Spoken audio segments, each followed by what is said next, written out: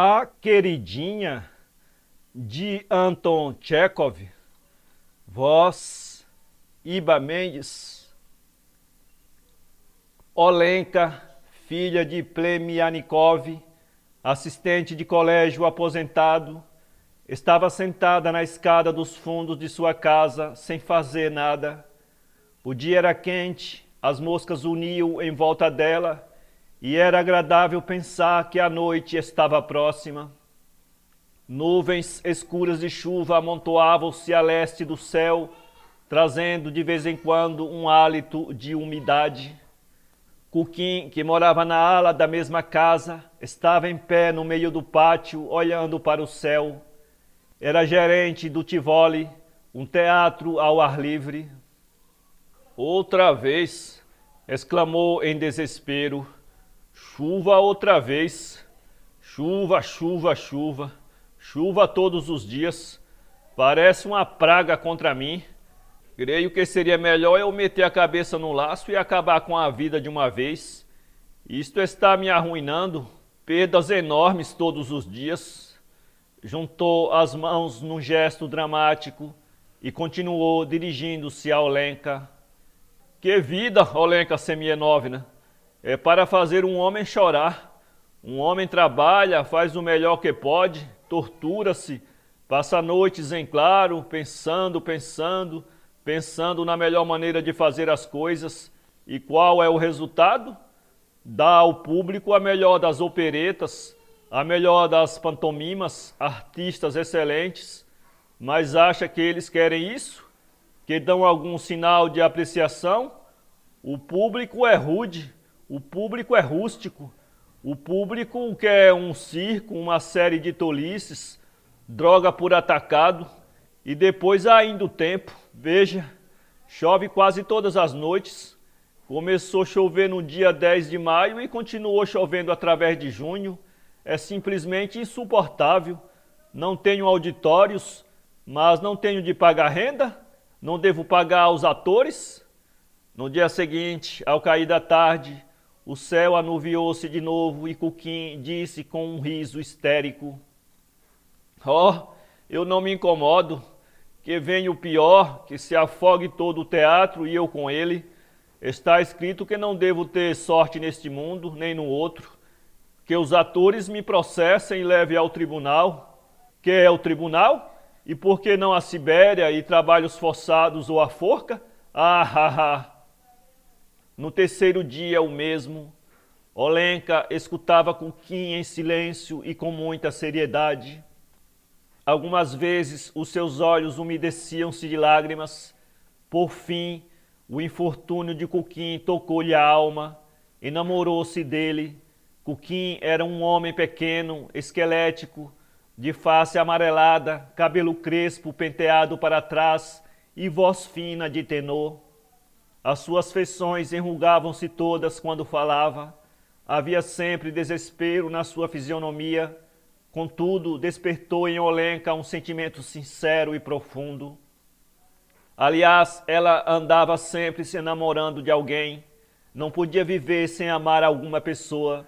Amara seu pai doente, eternamente sentado numa cadeira de braços, num quarto escuro, respirando com esforço.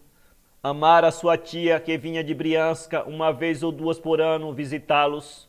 E antes disso, quando aluna da escola de preparatórios, amara seu professor de francês.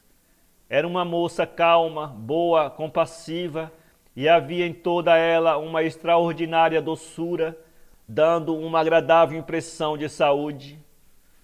Olhando as suas faces cheias e rosadas, o seu colo alvo e macio, com a verruga negra e o bom sorriso ingênuo que brincava sempre na sua face quando se dizia alguma coisa agradável, os homens pensavam: nada má, e sorriam também.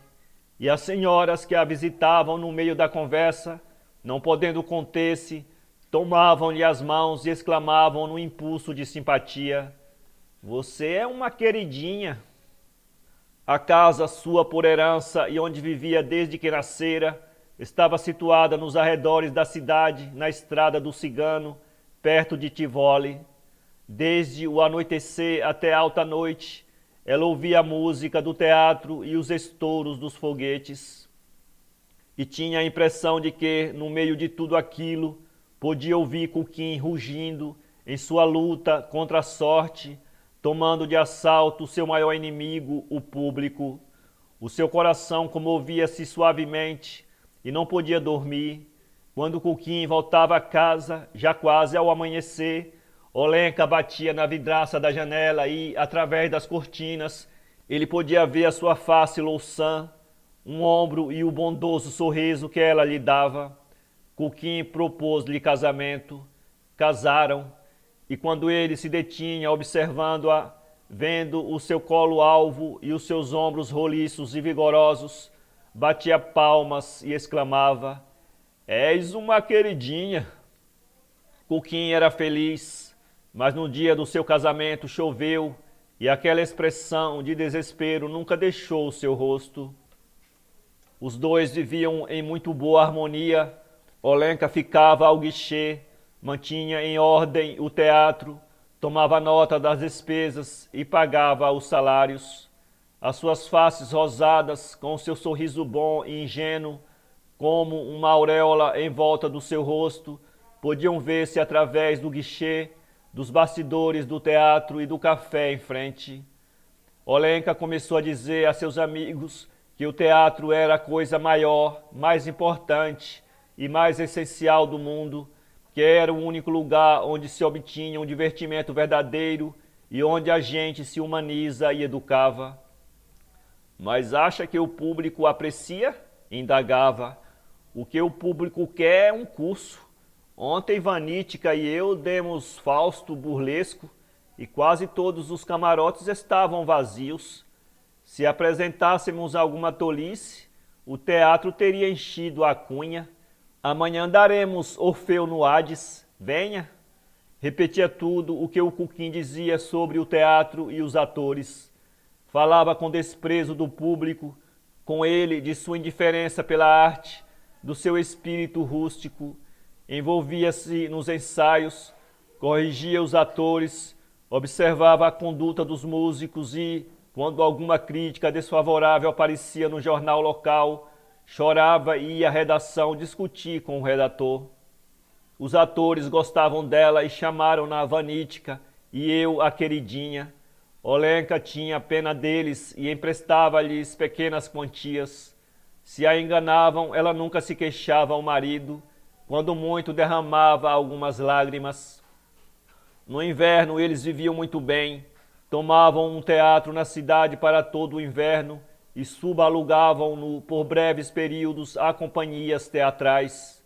Olenka engordava e andava sempre alegre, ao passo que Cuquim emagrecia e amarelava cada vez mais, queixando-se sempre das suas terríveis perdas, embora ganhasse muito bem durante todo o inverno. À noite ele tossia. Ela dava-lhe xarope de medronho e água de lima, friccionava-o com água de colônia e agasalhava-o em cobertas macias. "És um amorzinho", dizia Olenka com inteira sinceridade, alisando-lhe o cabelo. "És um anjo." Na quaresma ele partiu para Moscou a fim de reunir a sua companhia e durante toda a sua ausência ela não conseguiu dormir. Passava as noites sentada à janela, olhando para as estrelas e comparava-se às galinhas, que também ficam inquietas e não dormem quando o seu galo não está na capoeira. Cuquim ficou em Moscou mais tempo do que esperava. Escreveu-lhe que voltaria na semana de Páscoa e em suas cartas já falava dos arranjos para Tivoli. Mas uma noite, altas horas, antes da semana marcada para sua chegada, ela ouviu umas pancadas de mau agouro no portão da casa. Era como se batessem num tambor. Bum, bum, bum. Sonolenta, a cozinheira saiu descalça, champinhando aos charcos do jardim e foi abrir o portão.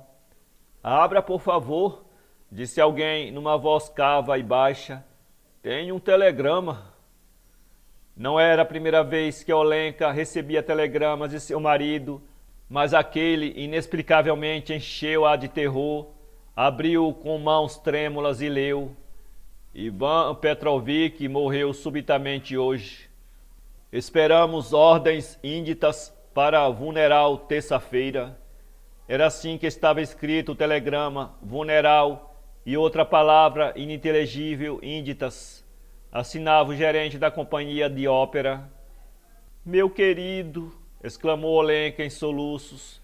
Vanica, meu querido, meu amor, porque cheguei jamais a conhecer-te, porque te conheci eu e te amei, a quem abandonaste a tua pobre Olenka, a tua pobre e infeliz Olenka? Kukin foi enterrado na terça-feira no cemitério de Vagankovo, em Moscou. Olenka voltou para casa na quarta-feira e apenas entrou no seu quarto, atirou-se sobre o leito e rompeu em soluços tão altos que podiam ouvi-la na rua e nos quintais dos vizinhos. Ah, queridinha, diziam os vizinhos, benzendo-se. Como sofre Olga Semyonovna, a pobre queridinha. 3 meses depois, Olenka voltava da missa, triste e enlutada. A seu lado caminhava um homem que também vinha da igreja. Chamava-se Vassily Pustovalov e era gerente do depósito de madeiras do comerciante Babakayev. Usava chapéu de palha, colete branco, onde luzia uma grossa corrente de ouro e mais parecia um próspero fazendeiro do que um comerciante. Todas as coisas têm o seu curso traçado, Olga Semyonovna, vinha dizendo ele suavemente, com simpatia na voz. Se alguém que está ligado a nós e que nos é caro morre, é porque Deus assim o determinou e devemos lembrar-nos disso e resignar-nos. Acompanhou-a até o portão de sua casa e aí despediu-se e foi embora. Pareceu-lhe ouvir a sua voz durante o dia inteiro e quando fechou os olhos, teve imediatamente uma visão da sua barba negra, tomou grande simpatia por aquele homem. E era evidente que ela também o impressionara, porque pouco tempo depois, uma mulher idosa, sua conhecida distante, veio visitá-la com o pretexto de tomar uma xícara de café com ela. Apenas se acomodou à mesa, começou a falar de Pustovalov, como era bom, como era sério, como qualquer mulher devia gostar de tê-lo por marido. 3 dias depois, o próprio Pustovalov fez uma visita a Olenka. Ficou 10 minutos apenas e falou pouco, mas Olenka enamorou-se dele, enamorou-se tão perdidamente que não dormiu a noite inteira, como se estivesse ardendo em febre. No dia seguinte foi ela à casa da velha conhecida. Em pouco tempo, Olenka e Pustovalov estavam noivos e o casamento teve lugar pouco depois. Pustovalov e Olenka viviam muito felizes. Ordinariamente ele ficava no depósito de madeiras até o almoço e depois saía a negócios. Em sua ausência, Olenka tomava o seu lugar no escritório até o anoitecer, fazendo a escrita e despachando os pedidos. Atualmente a madeira sobe 20% cada ano, dizia ela aos fregueses e conhecidos. Imagine que nós costumávamos comprar madeira das florestas daqui. Agora Vanitch é obrigado a ir todos os anos ao governo de Mogilev para obter madeira. E os impostos? Exclamava, cobrindo as faces com as mãos, numa expressão de terror. Os impostos estão pela hora da morte. Olenka tinha a impressão de que negociava em madeiras havia tanto tempo que não havia coisa mais importante e essencial do que a madeira. Havia qualquer coisa de comovente e encantador na maneira como pronunciava as palavras viga, trave, prancha, aduela, ripa, escora. À noite sonhava com enormes montanhas de tábuas e pranchas, longas e intermináveis filas de vagões transportando a madeira, algures para muito longe da cidade. Sonhava com um regimento de traves de 11 metros por 12 metros e meio que avançavam eretas em posição de combate contra o depósito, que as traves, as vigas e as escoras se chocavam umas contra as outras, emitindo ruídos estralejantes de madeira seca que se inclinavam todas e se erguiam de novo, empilhando-se depois umas sobre as outras. O sonho fazia Olenka chorar e Pustovalov dizia-lhe docemente: Olenka, minha querida, que tens? Benze-te. As opiniões de seu marido eram as dela. Se ele achava que o quarto era muito quente, ela pensava a mesma coisa. Se ele dizia que o negócio estava paralisado, ela repetia que o negócio estava paralisado.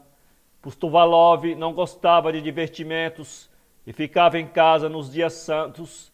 Ela fazia o mesmo. Você está sempre em casa ou no escritório? Diziam-lhe suas amigas. Por que não vai ao teatro ou ao circo, querida? Vanitka e eu nunca vamos ao teatro, respondia ela em voz pausada. Temos muito o que fazer e não podemos perder tempo com tolices. Que adianta ir ao teatro? Aos sábados, ela e Pustovalov iam às vésperas, e aos domingos e dias santos iam à primeira missa. De volta para casa, caminhavam lado a lado, com uma expressão de serenidade na face, exalando um cheiro agradável das roupas, e ela fazendo um ruído agradável de sedas. Chegando em casa, tomavam chá com pão de leite e várias geleias, e depois comiam torta. Todos os dias, ao meio-dia, havia no jardim, na rua em frente de sua casa, um cheiro agradável de sopa de couve, carneiro assado ou pato, e nos dias de jejum, de peixe. Não se podia passar diante de sua casa sem que se fosse acometido de um vivo desejo de comer. O samovar estava sempre fervente na mesa do escritório e os fregueses eram mimoseados com chá e biscoitos. Uma vez por semana iam aos banhos e voltavam com as faces vermelhas, caminhando lado a lado. Estamos vivendo muito bem, graças a Deus, dizia Olenka às suas amigas. Quisera Deus que todos vivessem tão bem como Vanitka e eu. Quando Pustovalov ia ao governo de Mogilev comprar madeira, ela ficava terrivelmente saudosa, não conseguia dormir à noite e chorava. Às vezes, o cirurgião veterinário do regimento, Smirnov, um moço que morava na ala de sua casa, ia passar o serão com ela. Contava-lhe histórias e os dois jogavam cartas. Isto distraía. As histórias que mais lhe interessavam eram as da própria vida do veterinário. Era casado, tinha um filho, mas separara-se da mulher porque o enganara e agora odiava-a, mas mandava-lhe 40 rublos por mês para a manutenção do filho. Olenka suspirava, abanava a cabeça e tinha pena dele. Então até amanhã e que Deus o guarde, dizia ela, acompanhando-o até a porta com a vela. Obrigado por ter vindo ajudar-me a matar o tempo. Falava pausadamente, judiciosamente, imitando seu marido. Uma vez, quando o cirurgião veterinário já havia desaparecido atrás da porta, ela disse-lhe, elevando a voz: Sabe, Vladimir Platonik, o senhor devia fazer as pazes com sua mulher. Perdoe-lhe, ainda que não seja senão pelo bem de seu filho. A criança compreende tudo, pode ter a certeza.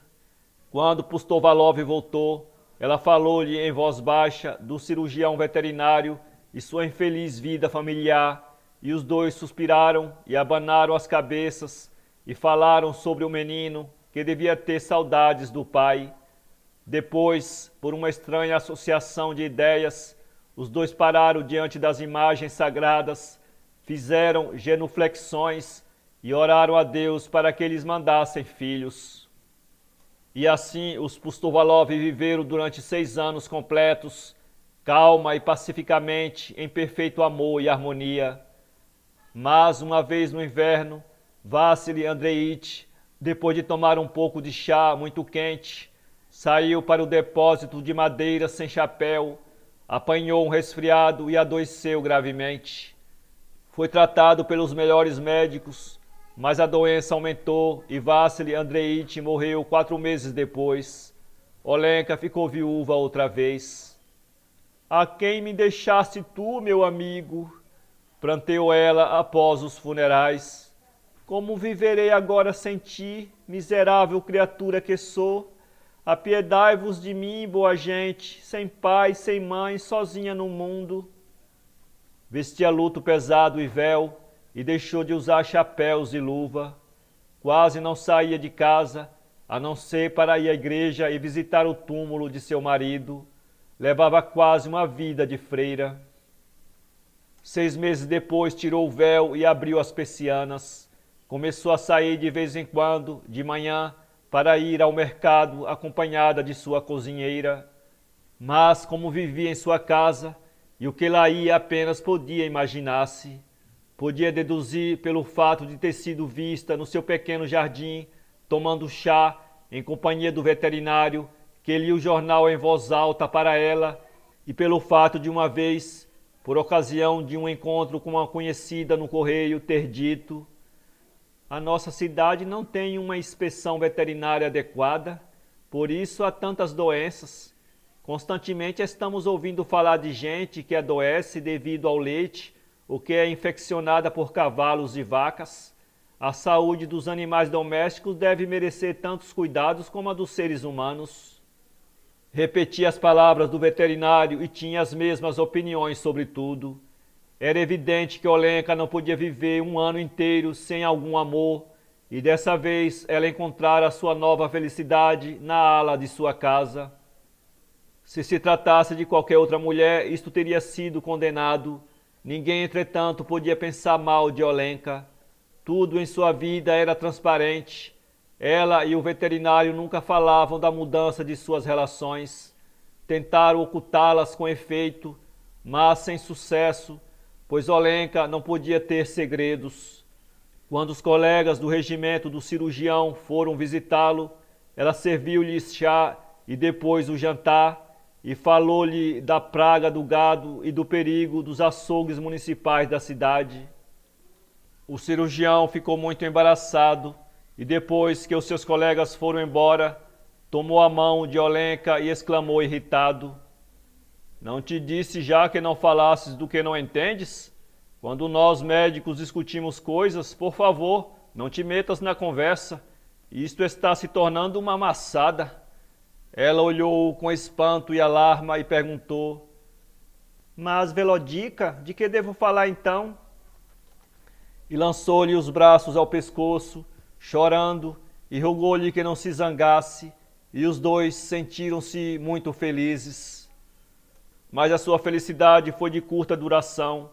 O cirurgião veterinário partiu com o seu regimento, que foi transferido para um lugar distante, quase tão longe como a Sibéria, e Olenka ficou só.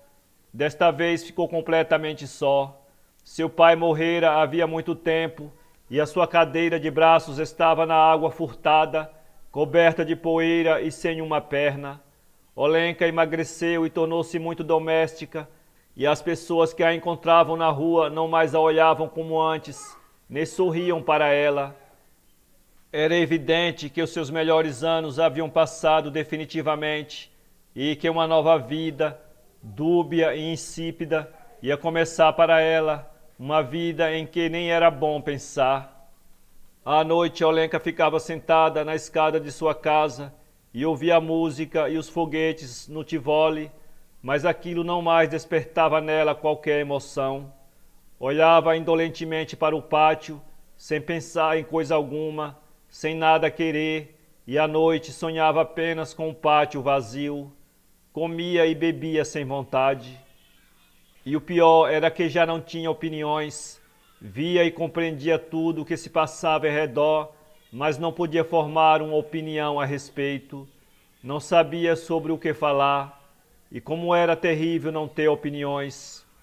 Por exemplo, via-se uma garrafa, chovia, via-se um mujique passar no carro, mas para quem era uma garrafa, a chuva ou o mujique, ou qualquer a sua significação, a gente não sabia. Nos tempos de Kukin e Pustovalov, e depois do cirurgião veterinário, Olenka tinha explicações para tudo e dava a sua opinião livremente e com convicção.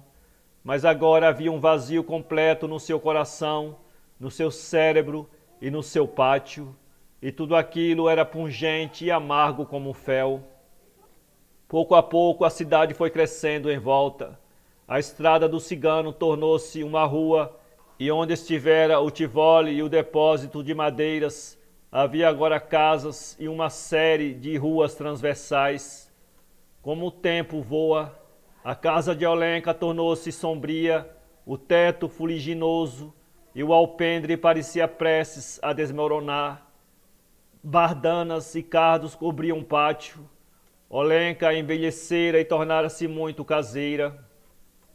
No verão, ficava longas horas sentada na escada de sua casa, e na sua alma havia um grande vazio, uma grande melancolia e amargura. Quando sentia o hálito da primavera, ou quando o vento assobiava nos sinos da catedral, uma onda súbita de recordações lhe passava pela mente, o seu coração dilatava-se suavemente, e 2 fios de lágrimas umedeciam-lhe as faces. Mas isto durava apenas um momento. Depois vinha de novo o vazio e este sentimento desolador. Que adianta viver? A gatinha negra, brisca, passara roçando por ela, ronronando docemente, mas as carícias do animalzinho deixavam-na insensível. Não era disso que ela precisava. O que ela precisava era de um amor que absorvesse todo o seu ser, toda a sua razão, toda a sua alma, que lhe desse ideias e um objetivo na vida, que acalentasse o seu sangue que já começava a envelhecer. E desviava a gatinha com irritação, dizendo: "Vai embora, que estás fazendo aqui?" E assim se passavam os dias e os anos, sem um único prazer, sem uma única opinião. Tudo o que Mava, a cozinheira, dissesse estava muito bem. No dia quente de julho, ao anoitecer, quando o gado da cidade vinha chegando e todo o pátio estava cheio de nuvens de poeira, bateram ao seu portão. Ela própria foi abrir e ficou estupefata, vendo diante de si o veterinário Smirnov. Trajava a paisana e o seu cabelo tinha se tornado grisalho. Todas as velhas recordações entraram em torrente na alma de Olenka e, sem dizer uma palavra, apoiou a cabeça ao peito de Smirnov. Foi num estado de completa inconsciência que entrou em casa e se sentou com ele a tomar chá.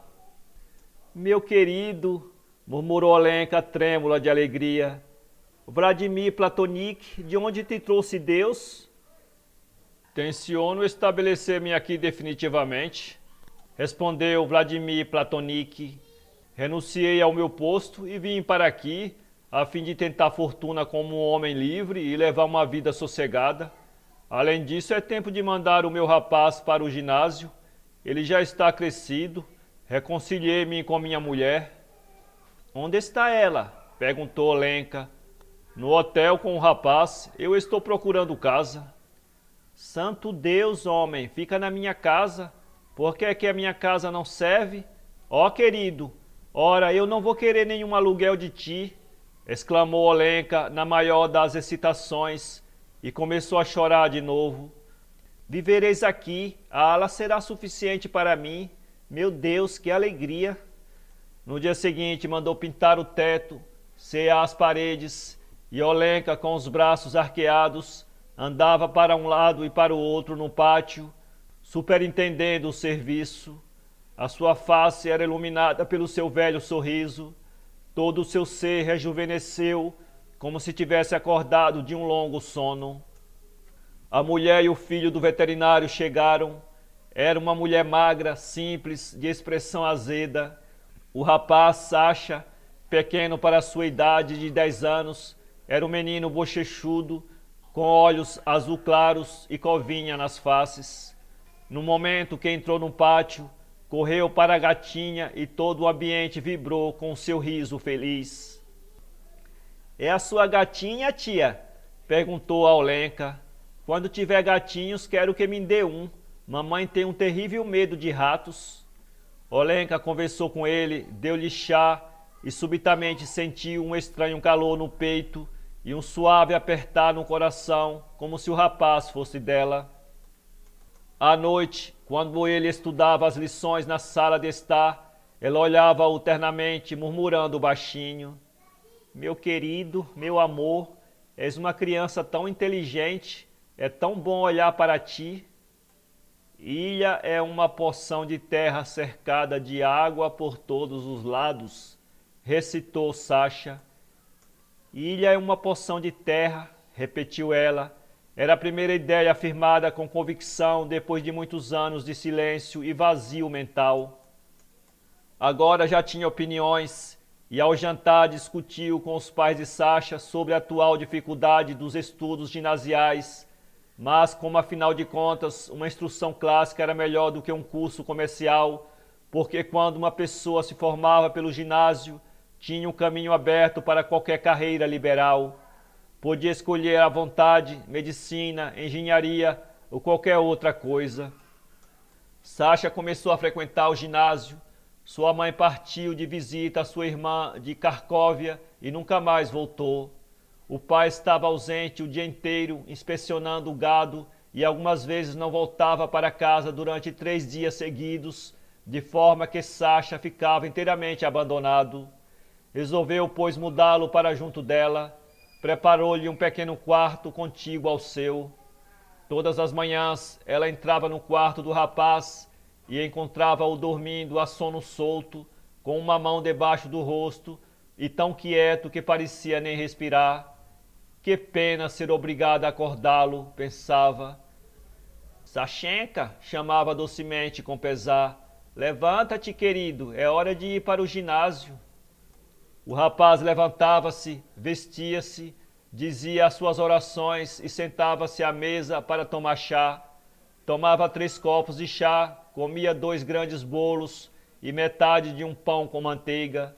Devido ao sono, estava ainda um pouco mal-humorado. Tu não aprendeste bem a tua fábula, Sashenka, dizia ela, olhando-o como se ele estivesse partindo para uma longa jornada.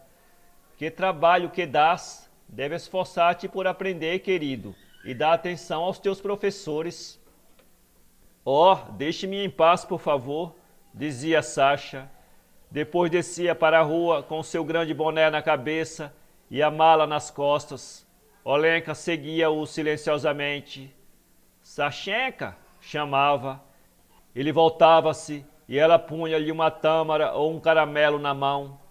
Quando chegavam à rua do ginásio, ele voltava-se envergonhado de ter seguido por aquela mulher e dizia: é melhor a senhora ir para casa, tia. Posso ir sozinho o resto do caminho. Ela detinha-se e acompanhava-o com o olhar até que ele desaparecia nas portas no ginásio. Oh, como ela o amava!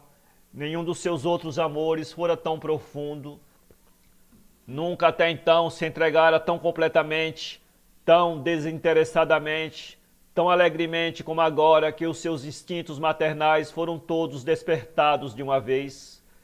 Por aquele rapaz que não era seu, com as suas covinhas nas faces e seu grande boné, ela daria a própria vida, dá-la-ia com alegria e lágrimas de transporte. Por quê? Sim, por quê? Depois de levar Sasha ao ginásio, voltava para casa calmamente, satisfeita, serena, transbordando de amor. O seu rosto, que se tornara mais jovem naquele último meio ano, sorria e brilhava. As pessoas que se encontravam com ela gostavam de olhá-la. Como vai você, Olga Semyonovna, querida? Como vão as coisas, querida? Atualmente o curso ginasial é muito difícil, dizia ela às suas amigas no mercado. Não é brincadeira. Imaginem que ontem, no primeiro ano, deram de exercício para fazer em casa uma fábula para aprender de cor, uma tradução do latim e um problema. Como é que uma pobre criança pode fazer tudo isso? E falava do professor, das lições e dos livros, exatamente como Sasha. À noite preparavam as lições juntos e Olenka chorava com Sasha por causa das dificuldades. Depois que o deitava, ficava muito tempo fazendo sinais de cruz sobre ele e murmurando orações. E depois, quando ela própria estava deitada, começava a imaginar o futuro distante e nebuloso, quando Sasha já teria terminado seus estudos e seria médico ou engenheiro, teria uma grande casa própria, com cavalos e carruagem, casaria e teria filhos. Finalmente adormecia, pensando sempre nas mesmas coisas, com as faces úmidas de lágrimas. A gatinha negra, deitada ao seu lado, fazia bri, bri, bri. Uma noite, houve uma pancada súbita no portão. Olenka acordou em sobressalto, assustada, com o coração palpitando fortemente. Meio minuto depois, bateram de novo. Um telegrama de Cracóvia, pensou toda trêmula. Sua mãe quer que Sasha vá morar com ela em Cracóvia. Oh, meu Deus! Estava desesperada. Um frio de medo percorreu-lhe o corpo todo. Sentia que não havia no mundo criatura mais infeliz. Mas outro minuto se passou e depois ouviu vozes. Era o veterinário que voltava do clube. Graças a Deus, pensou. Pouco a pouco, a calma voltou ao seu espírito e ao seu corpo. E deitou-se de novo, pensando em Sasha, que dormia pesadamente no quarto contíguo e às vezes gritava em sonho: "Você me paga! Fora daqui! Não amole!" Para ler esse conto, acesse www.poeteiro.com.